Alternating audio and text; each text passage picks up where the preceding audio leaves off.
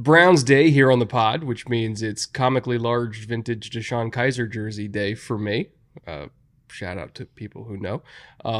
Weird team, not in a bad way, just kind of a weird team.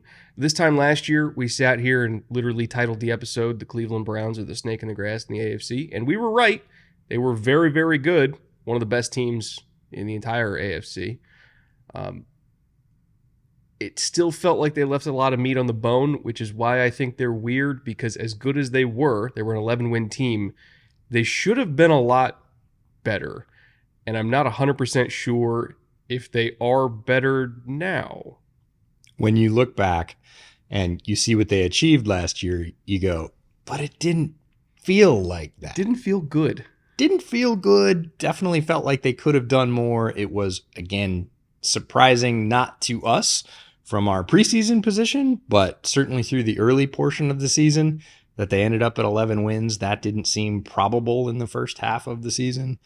And they did anyways. And yeah, where do they go from here? Because, major changes for the most part didn't occur. So how do you take what you had, rehone it, and try and do better than what turned out to be pretty damn good? It's kind of interesting because they lost Nick Chubb early. And that was the engine of the offense. We're like, oh God, I don't know about this without Nick Chubb. But the defense was so good, and they still ran the ball effectively with Jerome Ford. And Deshaun wasn't bad. He was just there, right? Yes. And it kind of felt like we didn't get the Browns team that we were expecting until Flacco came in. And yeah, there were some crazy, wild old man turnovers in there, but it kind of felt like the Browns were finally playing like the Browns we expected. And then, of course, they got blown out in the playoffs anyway. So it was just a very up and down season. There was only like a small window of time that they actually looked like what we thought they were going to be, but it wasn't even with their starting quarterback. And when they had their starting quarterback on the field, it just felt meh. Why can't you just be normal? They're the Browns, man. They can't be normal. I know. I don't know. Fun episode today. A lot to go over. Ideally, we'll be able to talk through exactly what happened last year, everything that's happened this offseason, and how they might potentially be able to play like the team we think they can be finally after all these years of building. So fun show today. If you're a Browns fan, sit tight. Got a lot for you. If you're not a Browns fan, too bad. Jay, roll the intro.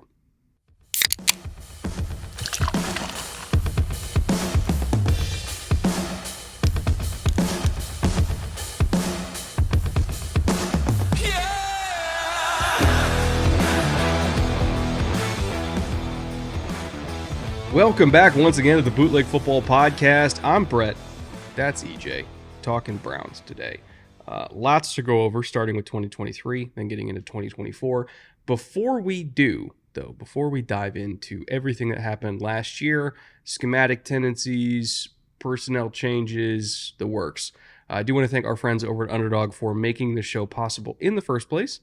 If you're a Pick'em player, you don't have to wait till week 1. You could do it right now. They do have season-long Pick'ems up and available. Kind of going through the numbers they've got just off the top of my head. Well, not really off the top of my head. I'm reading them. Amari Cooper is at 950.5. We'll touch on Amari a little bit later. I think the whole receiving core is actually kind of fascinating. Yeah. David Njoku is at 725.5. Jerry Jeudy also at 725.5. Deshaun Watson is at 3,400. So if you want to trust that one, you know what? Good for you. Myles Garrett, though, this is the one I'm honed in on. 13.75 sacks. Not sure why it's 0.75, probably because they count half sacks. But if you think Myles Garrett's getting 14 plus sacks, which I do, that one's available for you right now. So again, if you're into season-long pick'ems, Underdog is the place to play. Or if you want to do best ball drafts, or if you want to do pick'ems for baseball or golf or anything else this summer, Underdog, of course, has you covered. You can find that at the QR code on the screen or at the link below. And if you use promo code BOOTLEG after kind of poking around, seeing you want to play, promo code BOOTLEG will get you up to $250 in bonus cash and a free pick'em special to boot. So thank you once again to Underdog for sponsoring today's show. And with that, EJ, take us into 2023. Last year's Browns, tale of two teams, depended on who was at quarterback. Results were, again, better than a lot of people expected after the season started. Before the season started, hope sprang eternal in Cleveland for a very good season. We were on that path for sure last summer, saying we think this team is incredibly talented and could make a lot of noise. Started off with a little bit more of a whimper. Certainly the Chubb injury was massive to this offense. He's always been a driver of their success. But again, overall, last year, 11-6, second in a very tough division. Home record, they defend home turf, 8-1. It's a tough place to play. Very tough place to play. If you're going to go in and face Stefanski and the Browns, it is not going to be an easy day. They're not going to make it that way for you. On the road, less so, 3-5. Last 5 games, 4-1. And of course, that's the magical Flacco run that got them into the playoffs. We've got a couple numbers to pick these overall standings apart. The first one is QBS, or quarterback support. It's a stat that I came up with at the end of last season with Arjun Menon, who now works for the Jets. It's really a measure of how well a team sets the table for their quarterback to have success. So outside of quarterback play, how much support do they provide in terms of offense, defense, special teams for their quarterback to succeed? And as such, quarterback support, or QBS, is figured per quarterback. And we developed this at the end of last season. It's clearly labeled in the table. These are the Joe Flacco numbers. So QBS, how did the Browns do? It's a 0 to 100 scale. 0 is the worst. 100 is the best. The Browns were a 71.0. That placed them 10th out of 32 teams. Again, when Flacco was playing. We didn't have time when we were developing the stat to do each half for teams that played 2 quarterbacks for a significant portion of time. So these are the Flacco numbers. And these are what, week 11 onward or week 10 onward, whatever it is? Correct. So these look really good, 10th out of 32 teams. Now, the other number we have for you is the one that we introduced you to in this series last year, called Power Score, where we simply assign a team's rank for rushing offense, passing offense, rush defense, pass defense, points scored, and points allowed. How did they finish? Were they 5th? Were they 20th? Assign all those numbers. We add them all up, divide by 6, and that gives the Power Score. Lower is better. Everybody would like to be first in all these statistics. Of course, they can't be. The Browns' rushing offense was 21st. That, again, is a reflection of losing one of the best runners in the NFL.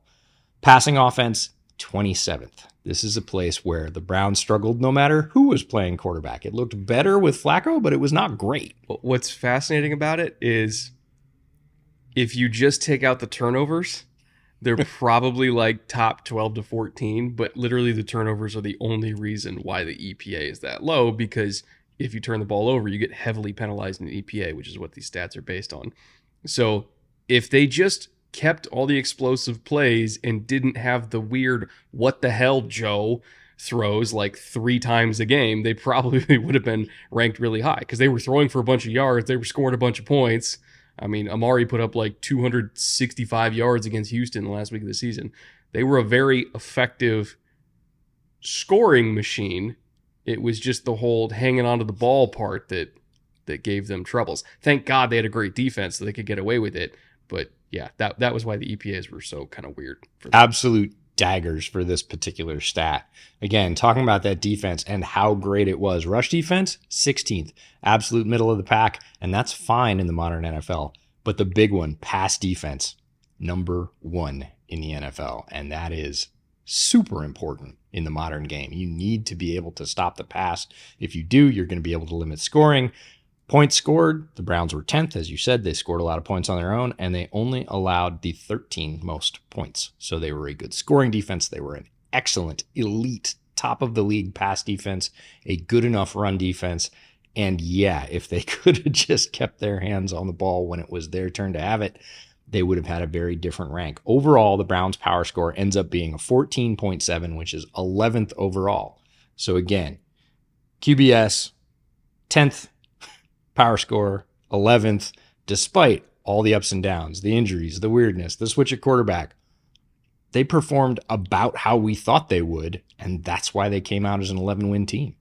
The pass defense was really what gave them the margin for error on offense, both when Deshaun was playing and when Flacco was playing. Correct. Because when Flacco would turn the ball over, again, he could count that it wasn't going to hurt them too bad because they were going to get stops anyway.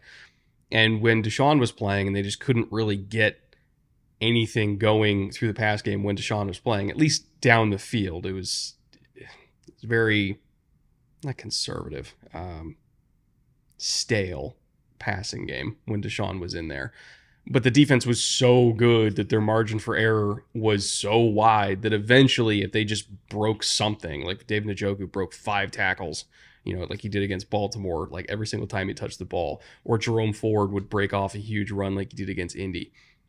Their defense was so good that eventually the offense could still win games. And that was why they won in the early to middle part of the season post Chubb injury. I think they started 2-2 and then they ripped off a bunch of wins. But you look at the San Francisco game as an example. Like, the reason they won is because even San Francisco, with all of their weapons, if you look at how Cleveland was playing late in the game, they called cover 1 like 12 times in a row. Yeah. It was, we are manning you up. We'll have zone help in the middle. They were either calling like one hole or one cross. So either we have zone help, like one zone helper underneath, or we have one zone helper in the intermediate middle. Either way, we're going to have zone help in the middle. We're playing man outside because we have guys that can do that. And like the 49ers, one of the best teams in the NFL, couldn't do shit. Brock Purdy, who played at like a top 10 level last year, couldn't do anything because their DBs were so good. Nobody could get open. And it was brilliant. Like, it was absolutely brilliant how well this defense played. And it just gave them a almost insurmountable advantage over most of the teams that they played against, because everybody could keep up with their offense, but nobody could keep up with their defense, which is not a normal thing to say in the NFL, but it is very true for Cleveland. If we're just looking at like coverage percentages, they were number 1 in cover 1 by a lot. Like I said, nearly 40% of all of their coverage calls were cover 1, which is just, the audacity to do that. You got to have balls, but if you have the corners they do, you can get away with it. It's the NFL equivalent of the Old West gunfighter walking out into the middle of the street and going, all right, you and me, let's go. I'm here. You know what I'm doing. And still winning every time. And just being completely cool about it and saying, no, I know that we're going to win this way. I know that so much. We're going to do it more than anybody else. We're going to do it when it matters, at the end of games more than anybody else, and we're still going to be the number 1 defense. Like, we are so sure of our ability, and they paid it off. And how they pressured the quarterback was, I know it sounds odd to say, how they pressured, or rather how they brought pressure, was directly tied into how they liked to cover. They had a decently high blitz rate, which you wouldn't expect for somebody who has a front 4 like them that can get pressure with 4, and they can get pressure with 4. But their blitz rate was only so high because their second down blitz rate was obnoxiously high. Like, they were 11th overall in blitz rate, but their second down blitz rate was the reason why they were 11th overall. Like, if you're just looking at second down, they blitz more than almost anybody.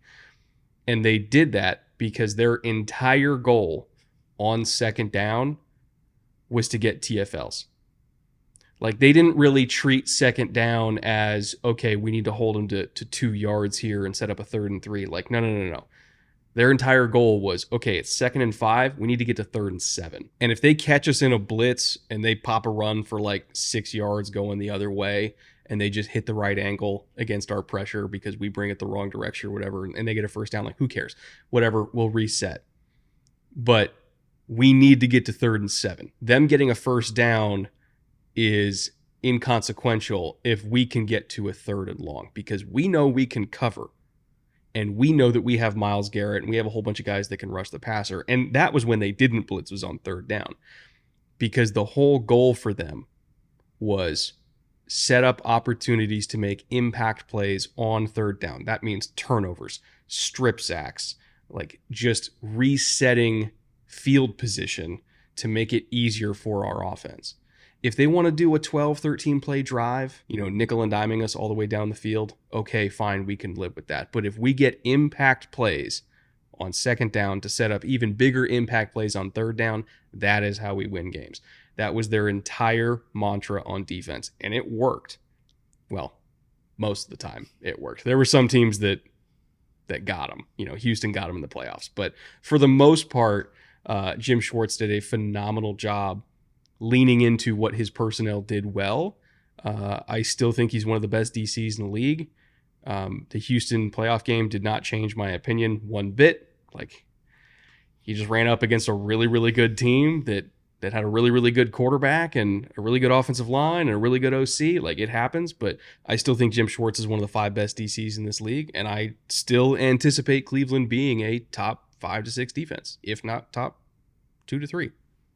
That reliance on creating opportunities or making opportunities to push the other team behind the sticks early in the down structure was everything they wanted, and they were willing to risk a lot to do it. And we talked about this on our recap pods last year. They're not the only ones that are looking at first and second downs as chances to make impact plays for the defense, which means negative yard plays for the offense, whether that's sacks, stuffs. They'll take an incompletion, but they'd rather have one of the others because it puts additional pressure on the offense. It limits what the offense can do, and it sets them up to play into Cleveland's strengths on defense. Oh, you got to have long developing routes now? Good luck with that. We've got our secondary. It's not going to work out for you over the course of the season. Statistically, we're going to win if that happens. So we're going to push really hard early in the downs to make that happen, to force that to happen. So we set our hand so that we're dictating, and that's how they survived. Because the defense was so good, the offense was good enough, and they really made the opposing offense play a certain way early in the down structure. Like you said, sometimes they won, but more often than not, they didn't. It was all about field position and turnovers because it had to be all about field position and turnovers. You see some defenses that have very capable offenses play like a bend but don't break style, right? Because if you're getting 3s, they know they can get 7s, regardless of where they start on the field. Cleveland was not that, right? And switching it over to the offensive side of the ball, and I know this is a contentious topic in Browns land, the Deshaun Watson thing, but when are we going to face reality that they're not getting what they're paying for? And I'm not even talking about the Ravens game. Everybody always brings up the Ravens game of like, oh my God, he had a really gutsy performance and he was injured. Yes, I get it. But every other game, he was average at best. And I'm being very kind. He and Joe Flacco were both top 6 in the NFL in terms of average depth of target. Like, they took shots down the field. It's a very play action heavy offense. They were going to run the ball and run the ball and run the ball. They were like top 3 in both power and pin and pull. Very physical, aggressive run game. We're gonna do hard play action fakes and take shots down the field. Very Kevin Stefanski, right? Difference is Deshaun wasn't hitting the shots. Again, he and Flacco both had the same average depth of target. They both stretched the field. Flacco was top 12 in terms of adjusted completion percentage on those shots, 20 plus yards down the field. Deshaun was 29th. And that was barely. Like, he, through the first 10 weeks, was leading the entire NFL in terms of off-target incompletions. He wasn't accurate. Now, he didn't turn the ball over like Flacco. He had the 40th highest turnover-worthy play. Okay. 40 is good here. How about that? He was 40th in terms of turnover-worthy plays. So there were 39 quarterbacks that had a higher rate of turning the ball over, right? Okay, that's how we make that make sense. Sound it out, Brett. Here we go. But in terms of big-time throw percentage and paying off those deep shots, he was, again, 29th. So he wasn't bad, but he wasn't great. He wasn't a net positive for the team. Pretty much the only way they could really move the ball with him was through yards after the catch and working kind of short to intermediate throws. But he wasn't, as good on intermediate throws as like Lamar was. Like, Lamar was incredible working the intermediate, middle area of the field. Deshaun was just okay. And in an offense that is predicated on running the ball, setting up chunk plays through the air, you got to hit the chunk plays through the air. Like, yeah, Joe turned the ball over, but he hit the chunks. That was why they, when he was on the field, they were top 10 scoring offense. So I feel like when you have that kind of passing game and you don't have Nick Chubb to be the engine of the offense, and Jerome Ford did an admirable job, but he's not Nick Chubb. Nope. Your defense has to play the way they played just to try to make it a little bit easier for the offense to eventually, to borrow an old-timey footballism, matriculate the ball down the field because they couldn't get chunks. So it's not that Deshaun's bad. It's that they're paying Deshaun a lot of money to be average, and that's not what they're paying for. So at some point, we got to recognize that it's not that he's a net negative on the team in terms of play on the field, but he's a net negative on the team in terms of financials and what they're paying for. And if they really wanted average quarterback play, they don't have to pay this much money for it. Like, they can find it a lot cheaper. Tampa did. So, I don't know. When do we finally realize that this isn't going well? I think they know it. Andrew Berry is not dumb as a GM. Neither is Stefanski dumb as a head coach. And average play is fine, but yes, it can be had for significantly less money for the same result. And we've talked about this particular point in other ways earlier in this series. We talked about Houston. We talked about Bobby Slowick and how he set up opportunities and largely protected Stroud in a lot of ways, didn't put a ton on his plate, but said, occasionally I'm going to need everything you got and you're going to have to hit it. I'm going to make you this window. You have to pay it off. Same thing in the San Francisco offense, right? We're going to make these windows. You've got to hit these throws. And if you do, the offense can reach its full potential. And the Browns offense, while good and while scoring points, while moving the ball, was nowhere near their full potential. And it's very easy to scapegoat an injury to Nick Chubb and say, well, without Chubb, we weren't going to be. Look, there's injuries all over the NFL. There's not running backs all over the NFL that are as good as Nick Chubb, but that can't be the only thing. You need to be able to pivot. And to a point, they did to David Njoku later in the season, which was really cool to see. But when you have a quarterback who is operating at an average level and not elevating the offense in those moments when they need to get the best possible performance, you're going to come up short. There's no other way to say that. There's no sugarcoating it. You can take the financials out of it. Obviously they're a huge part for the Browns and Deshaun Watson, but just looking at the performance on the field, it is average. It is not terrible, but it is average, and average comes a lot cheaper, and average will not propel you to the heights in the playoffs and beyond. It just feels like when they're going up against the rest of the AFC, hell, the rest of their division, Cincinnati, Baltimore, let alone Kansas City, Buffalo, now Houston. It feels like every time they go up against one of those teams, they're going to be severely overmatched in the quarterback department. Not necessarily in weapons, not necessarily in offensive line play, certainly not in defense, but it's a quarterback-centric sport. Like, eventually you just need guys who can make a play. And I don't know, man. It's been years since Deshaun's been that guy. How long are we going to wait? Eventually is now, in my opinion. And again, I don't think Barry is unaware of that. I don't think Stefanski's unaware of that. Quite frankly, I don't think the rest of the Browns are unaware of that. Football players know there is a meritocracy. When you get on the field, you either do it or you don't. It happens for rookies. It happens for veterans who come in free agency. There is a very short honeymoon of, so are you good? And by good, I mean, can you do your job at a high level? Can you do your job at the level that we see our opponents operate at week in and week out? You got to be at least that. And then there's those special players where they go, oh, this is going to boost us on offense or on defense. I don't think there's any surprise around the Cleveland organization going, hey, I might like Deshaun, I might not like Deshaun, whatever else, but on the field, he is not giving us an advantage at the game's most important position. He is holding the line, and that's not going to propel us forward. So you hear people on the team say things like, well, we all have to get better. We all have to hold up our end. We all have to do our responsibilities and not worry about other responsibilities.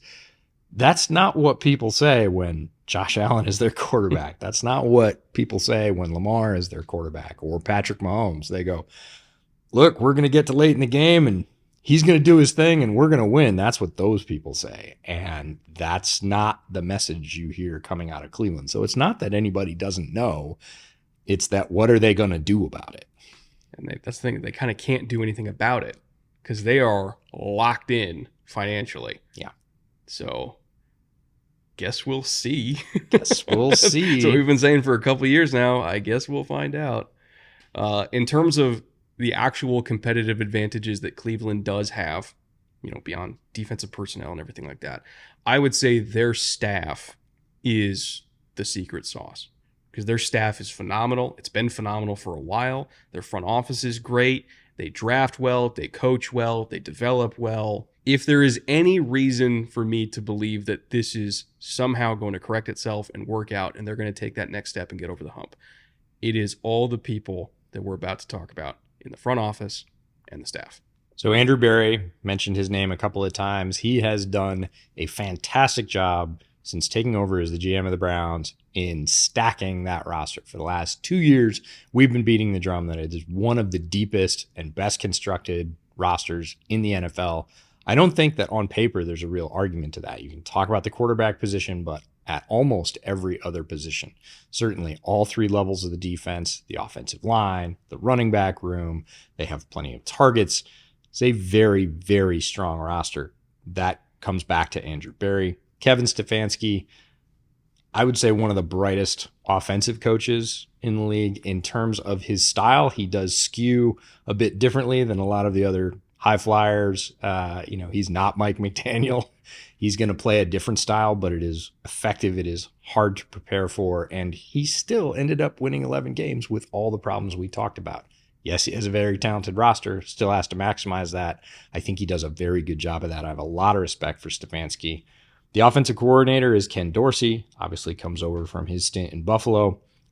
Defensive coordinator, we talked about Jim Schwartz and his pressure packages and the fact that he's kept up. I think a lot of folks that made their mark like Schwartz did, initially 10, 20, 25 years ago, sometimes they fail to adapt and the league catches up to them and passes them.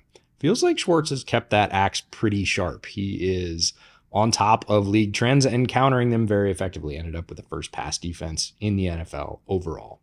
Special teams coordinator Bubba Ventrone.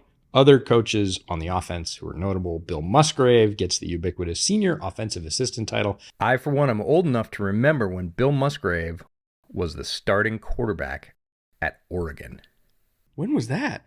See, that's what I'm talking about. Was I alive? Anyway, been there, done that, seen that. A great sounding board for a guy like Kevin Stefanski, especially in the passing game, to lean on. Deuce Staley is the RB coach.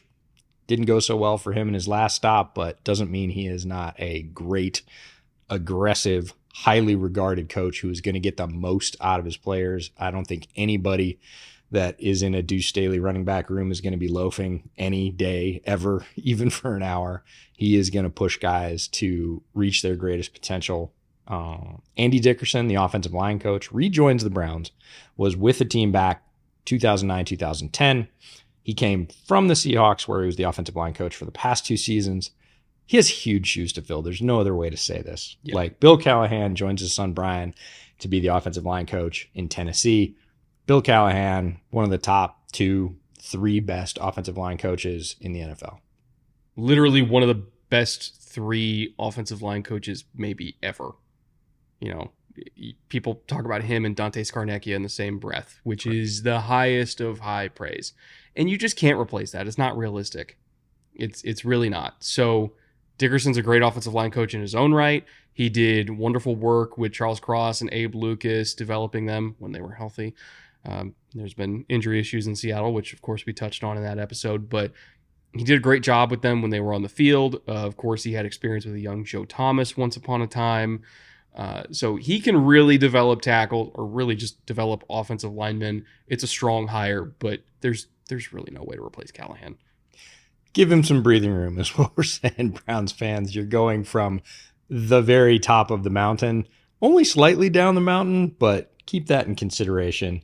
On defense and special teams, Jacques Césaire is the defensive line coach, joins the Browns from Houston. Prick your ears up, where he was the defensive line coach. Talking about Anderson and Grenard and the season they had last year. That was under Jock. So really good hire. Interesting to see. He's certainly not downgrading in talent in terms of who he's got to work with. It's one of the few places he could go that's an upgrade, to be honest. So have fun. Hoping he can keep that defensive line at a high level because, again, Jim Schwartz's defense depends on that pressure package that they create. So a very good staff, a very experienced staff, well-rounded. Lot of stability outside of the Callahan move, which, again, you're not gonna keep a guy from going to coach with his son when he gets his first head coaching job. It was very cool of them to allow that to happen for a lateral move. Other than that, a lot of stability, and it's kind of the same thing we said at the top of the roster. Player makeup is largely the same. Coaching makeup, mostly the same. A lot of stability. You won 11 games. You just have to do it better. And that's a tall order. I mean, they might be able to do it, but it's tough to ask a team that just won 11 games to take a big leap forward. Like, that just doesn't happen in the NFL. But again, if anybody could do it, it's this staff. That does bring us to the underdog top 3, which normally is where we try to highlight the values for every single team from a fantasy perspective, because we all play fantasy football. This is a team where we kind of have to wait and see. So when I'm giving all these values, by the time this episode comes out, we actually might have, not even might, we will have better information, because this will be coming out sometime in the middle of training camp, maybe by the time preseason games have been played. I'm not entirely sure what our release schedule is on it, but just take these ADPs with a grain of salt. I encourage you guys to go check out Underdog Fantasy right now to see what they are right now. We're recording this on July 9th. And the reason why I say these values might swing is because Jerome Ford's going as RB39 right now. And the reason why he's going as RB39 is because we don't know if Nick Chubb is starting the year on the PUP. Or even if he's not starting the year on the PUP, we don't know how many snaps he's actually going to get. I'd venture to guess they're going to be slowly working him in regardless. But we don't know how slowly yet. We don't really have any information on his recovery, at least good information. So if it looks like Chubb is going to start the year on the PUP, Jerome Ford is not going to be RB39 because he's going to be the lead dog in that backfield for, the first month and a half of the year. And even then, Chubb is going to get worked in slowly after that. So a starting running back in a run-centric offense is not RB39. But again, we don't know yet. And then on offense, Amari Cooper is going as wide receiver 29. Not often you see a wide receiver 1 on a top 10 scoring offense, with an asterisk, be wide receiver 29. But you also have to factor in that he got 24% of his season totals for points in one game last year with Joe Flacco. He got 40% of his points in the last 3 to 4 weeks, not with Deshaun Watson. So we don't really know how to interpret that. Same thing with David Njoku. He was TE6 last year. He's going as TE11 right now, but he had 75 points over the last 4 weeks, not with Deshaun Watson. So we're trying to project this Browns offense with a different quarterback, where all of his skill position players ate with a different guy who's not there anymore, and we don't know who is actually going to be on the PUP list to start the year. So I'm just going to throw my hands up and say, I don't know. Check back mid-August. If you really want to play it safe, just don't draft any of them, I guess. Fair advice, because of everything you just said. And it's such a strange situation where you have a quarterback who's obviously an established, vested veteran come in, just play the lights out, right? He ran the wheels off that offense for the first 3 or 4 weeks he was in there. Then the turnovers started to pile up and everything else, but there was a marked difference. You can look at all the offensive stats for the Browns, and Watson is one way, and when it switches over to Flacco full time, you're like, holy crap. And Njoku is probably the best example of that switch. He lit the hell up at the end of last year, which we've all been waiting for. We all believed he had that elite production in him, and he's been good throughout his tenure, but he hasn't been like that. And it was a revelation. Not really his own fault either, because this team has always believed in and loved David Njoku. He hasn't got the feature role that we on this show thought he always deserved until last year. And we're like, oh my God, finally. Took, how many ever years, but they finally realized what they have into David Njoku. Are they going to do it again next year? I don't know. I hope, but the real question is, can they, given rolling out Deshaun Watson at quarterback? Again, he's been the quarterback for Njoku for a lot of his time there and hasn't created that type of statistical output. So is there going to be a major change there? Best predictor of the future is past performance? I don't think so. And that's a tough spot to be in. That's what we're trying to highlight. This conundrum of the Browns is lots of talent, not really maximizing it, using it, and getting double-digit wins, which is tough to do in the NFL. But are they going to be able to take the next step? They looked like they were going to as an offense for like the last month of the season.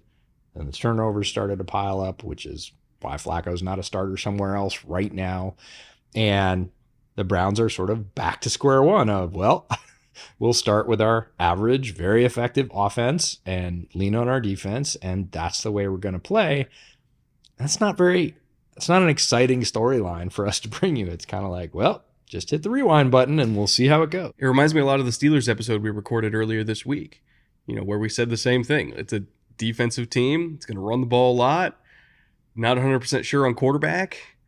We're more sure on the play calling for Cleveland than we are for Pittsburgh, but it's one of these teams that has to hit every green light and thread every needle. And it's tougher to hit your ceiling as a team when you are playing that style of football. Doesn't mean it's impossible. Yeah, it's not impossible.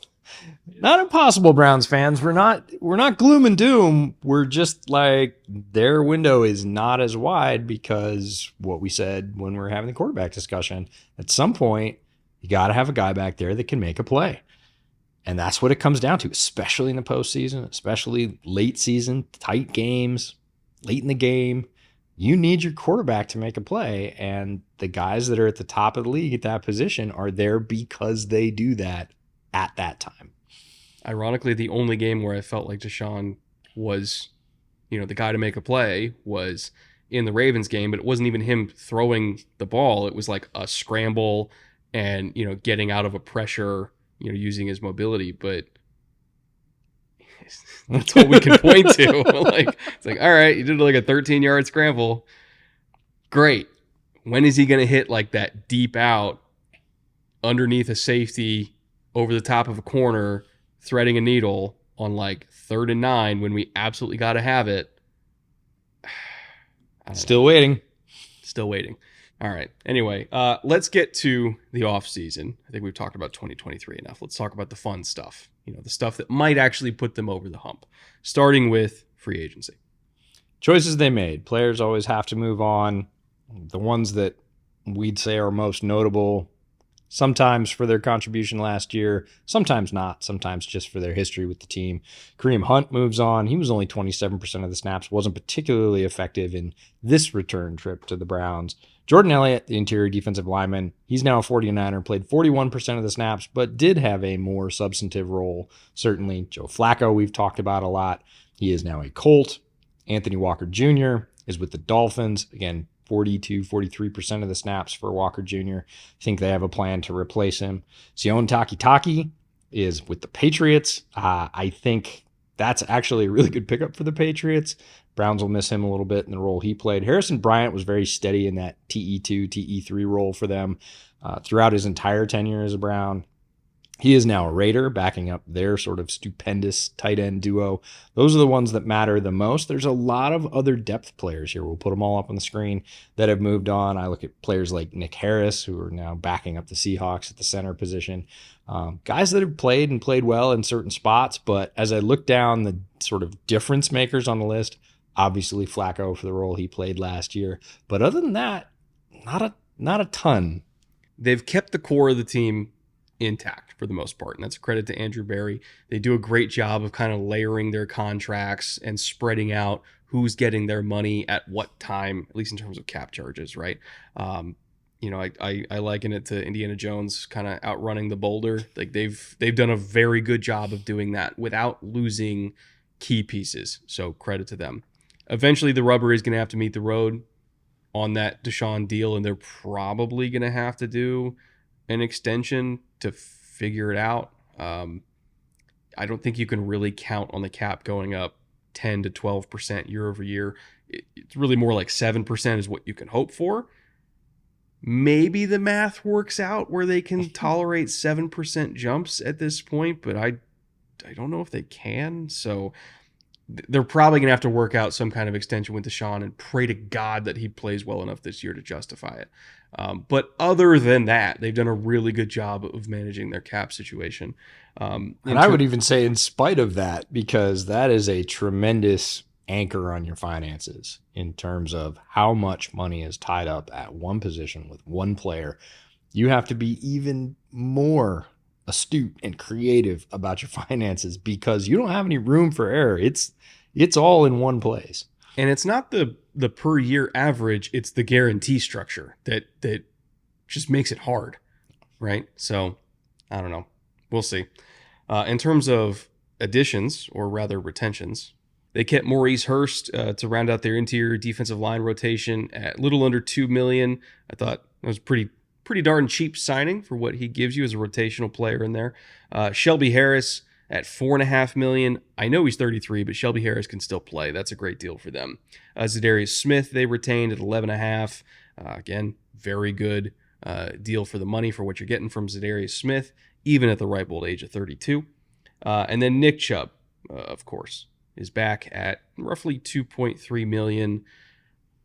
If anybody could come back from that kind of injury, it's Nick Chubb, and I say that because we've already seen him do it. He's got like that Frank Gore adamantium knee. It's gonna find a way to heal somehow, and he's still gonna be Nick Chubb. Like I fully believe that he is not normal. So again, I don't really have any worries about him long term. In terms of third-party additions from outside the organization, of course, they traded for Jerry Jeudy. He's getting paid $17.5 million this year. It's okay, I guess. I've never been a big Jerry Jeudy guy, but considering the receiver market, at least the top of the receiver market, is literally double that, and you're still getting a pretty decent deal on Amari for what Amari's making. If you squint, it doesn't look too bad, so I'm cool with it. Quentin Jefferson also brought in to round out that interior defensive line rotation, about $4 million. They brought in 2 new backup quarterbacks for Deshaun. Going to let them fight it out for QB2 and QB3 respectively, or maybe even QB1 and QB2. Guess we'll see long term. But Jameis at $4 million, Tyler Huntley at about $1.3 million. For what you're getting, which is a well-rounded, talented quarterback room in the 2 and 3 spot, that is phenomenal value. So love those signings. Devin Bush brought over from Seattle for $1.5 million, and Jordan Hicks, 32-year-old classic Mike linebacker plugger against the run at $4 million. So not a whole lot of big money thrown out there. They mostly spent on retaining their own guys and trying to value hunt from outside the building, but I thought, once again, Andrew Berry did a great job. Really like the Tyler Huntley pickup and think he could play a big role for this team. He is experienced in this division. He brings a real two-way game as a quarterback. He's an excellent runner. Earlier on in his career with the Ravens, he showed some real promise. There were trade talks about the possibility of him competing as a starter one off season. That cooled a little bit over time. Again, you give a backup quarterback more playing time.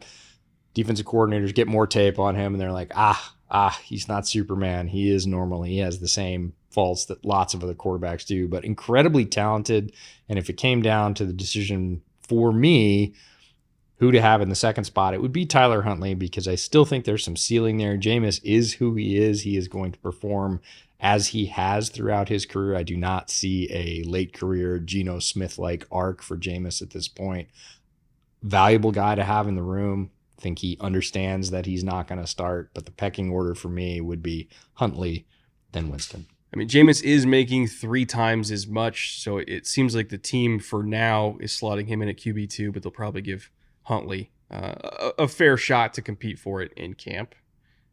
Again, they're committing like $5 million across the board to both these guys. It's not like it's a huge commitment, but it does feel like Jameis at least has the lead for now.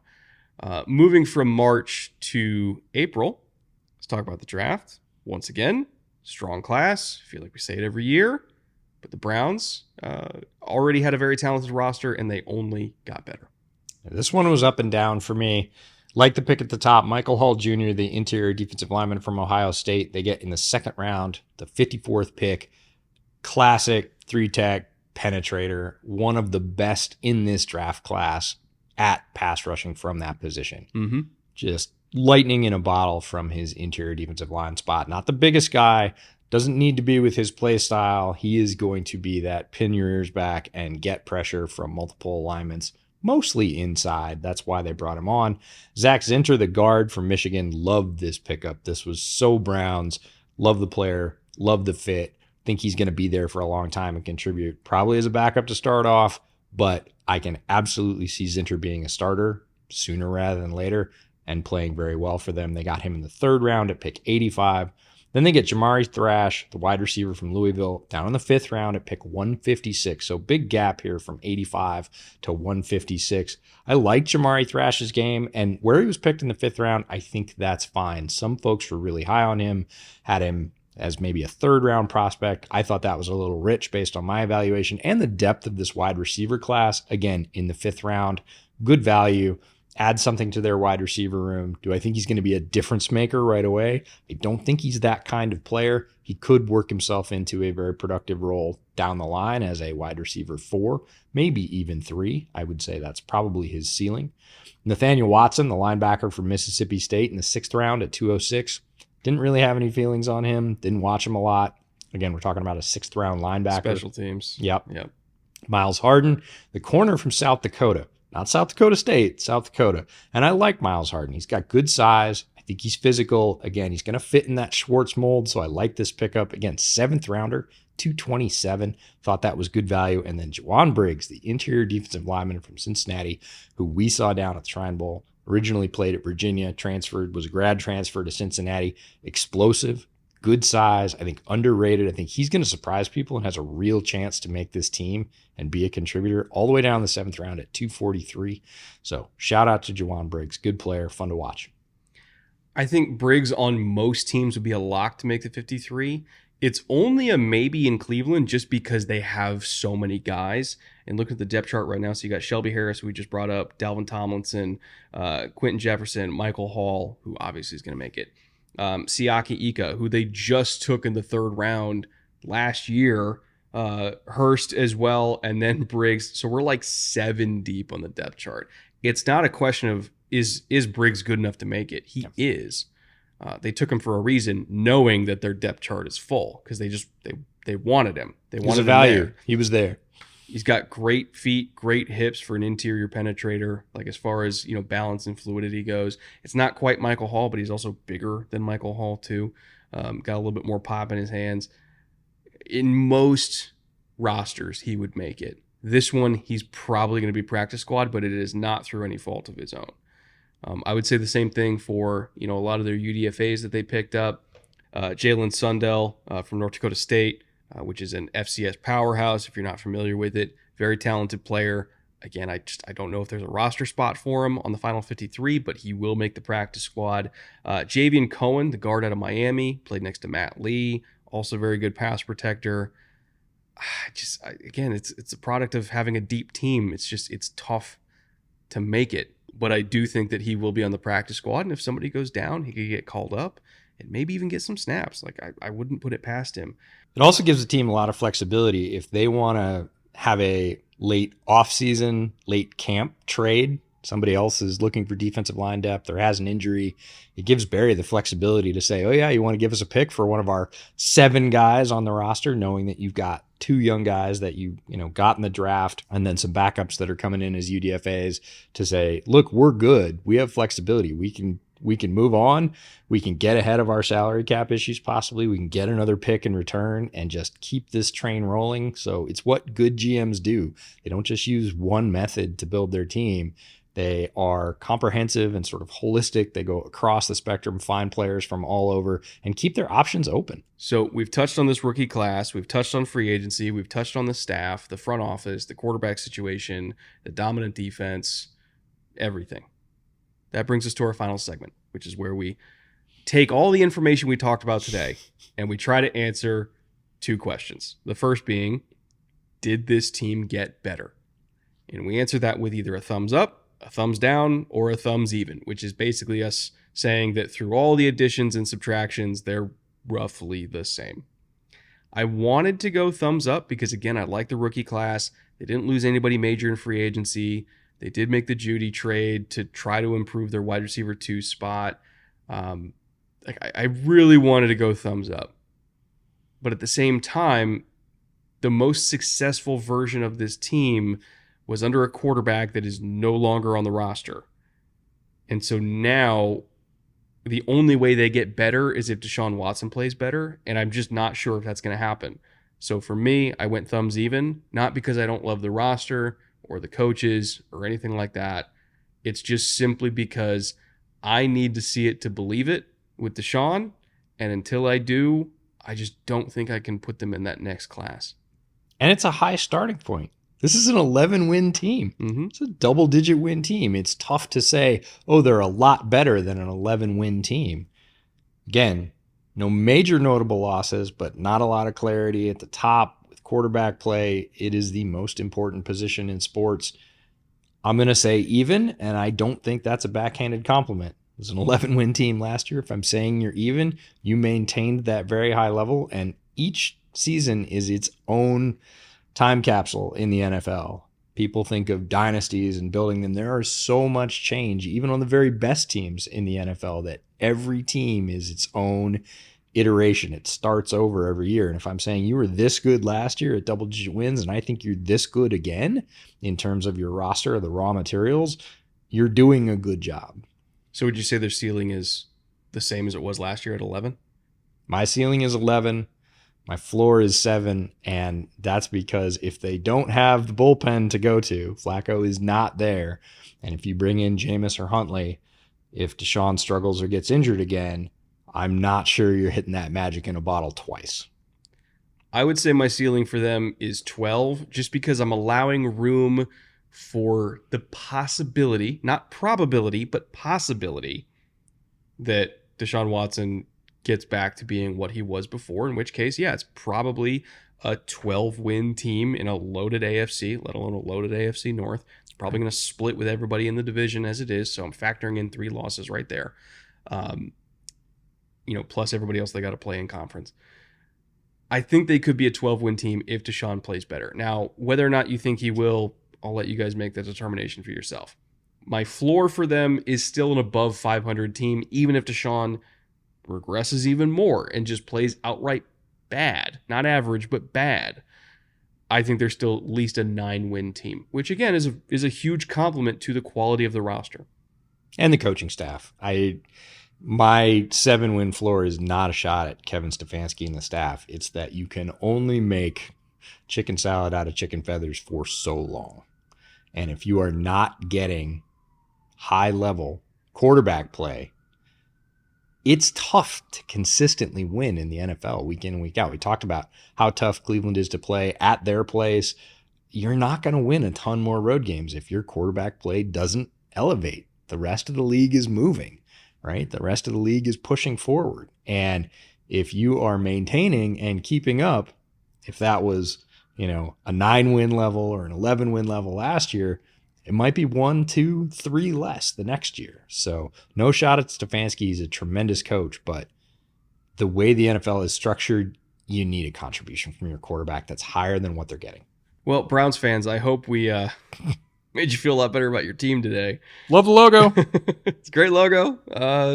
Honestly, great town. Like, I legitimately love Cleveland. I love going to games in Cleveland. Tailgating in Muni Lot, I still think it was one of the best tailgate experiences I've had across the league. It's a fun fan base, a fun area. There's this perception amongst Browns fans that we hate the Browns or we have it out for the Browns. We really don't. Nope. We're just trying to talk realistically about, unfortunately, even though it's a small percentage of the roster, the most important part of the roster. So not trying to be doom and gloom, just trying to be honest. We hope you guys enjoyed the show regardless. If you're still listening this late into it, we appreciate you guys. We also appreciate our clothing partner, Homage. EJ's wearing an Homage brown shirt right now. I am not. I am wearing a Deshaun Kaiser jersey. Still believe. I think you're obligated at this point by law. Have to. But thank you to Homage for supporting us. If you guys want to get your own Browns gear or bootleg gear or any other NFL gear from Homage, you can use that QR code on the screen or the link in the description. We get a cut of anything you happen to buy. So it's a good way to passively support the program. If you would like to actively support the program, you could do so at our Patreon, of course. And thank you to all of our executive producers on Patreon for once again supporting us for another month. Could not make this without you guys as well. We have one more team to go in the AFC North. Big Bad Wolf over in Baltimore, reigning first seed in the AFC, not AFC champion. Unfortunately, the true Big Bad Wolf took them down last year in their own house, but Baltimore is still a great team in their own right. I don't expect any fall off from them whatsoever. And if anything, they might be the team to beat in the AFC. So stick around for that tomorrow, going through the Ravens and picking a winner for the division. So again, see you guys tomorrow with that. And until then, later.